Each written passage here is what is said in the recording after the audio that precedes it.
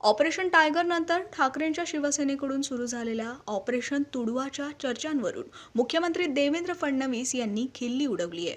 आमदार भास्कर जाधव यांना टोला लगवताना मुख्यमंत्र्यांनी ठाकरे सेनेलाच डिवचण्याचा प्रयत्न केलाय. तर मुख्यमंत्र्यांनी ऑपरेशन तुडवाचा उल्लेख करताच शेजारी बसलेल्या उपमुख्यमंत्री एकनाथ शिंदे यांनी काय केलं तुम्हीच पहा.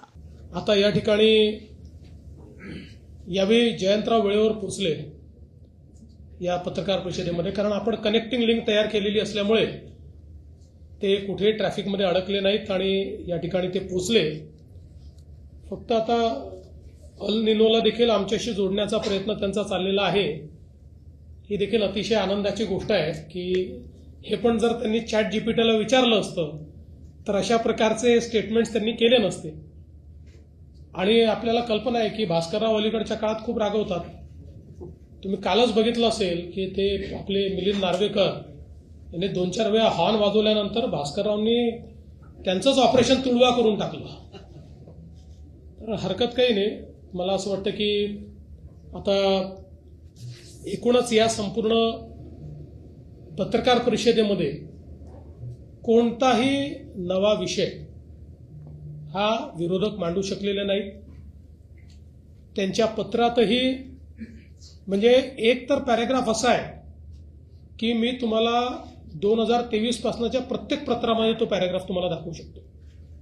म्हणजे त्याचं ते काही बदलतच नाही. तशाचा तसे तेच घटना टाकतात. ज्या घटनांवर चर्चाही झाली, कारवाई झाली तरी त्याच घटना टाकतात. कारण लोकांना अपेक्षित असे मुद्दे हे विरोधकांना अवगतच नाही आहेत. हा याच्या मागचा मोठा प्रश्न आहे. आता त्यांनी कर्जमाफीच्या संदर्भात देखील याच्यामध्ये सूतोवाच केलेला आहे. पहिल्यांदा तर मी स्पष्ट करू इच्छितो, समोर कुठल्याही निवडणुका नसताना आम्ही कर्जमाफी केली आहे. केवळ विधानसभाच नाही तर आम्ही स्थानिक स्वराज्य संस्थाच्या निवडणुका जिंकलेलो आहोत.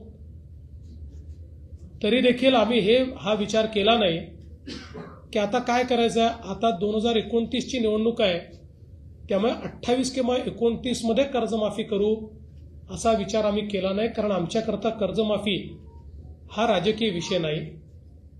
आमच्याकरता कर्जमाफी ही शेतकऱ्यांकरता एक आपल्याला आमचा शेतकरी जगला पाहिजे, आमच्या शेतकऱ्याला पुन्हा कर्ज घेण्याची शक्ती प्राप्त झाली पाहिजे, याकरताचं एक इन्स्ट्रुमेंट, एक उपकरण म्हणून आम्ही कर्जमाफीकडे पाहतो.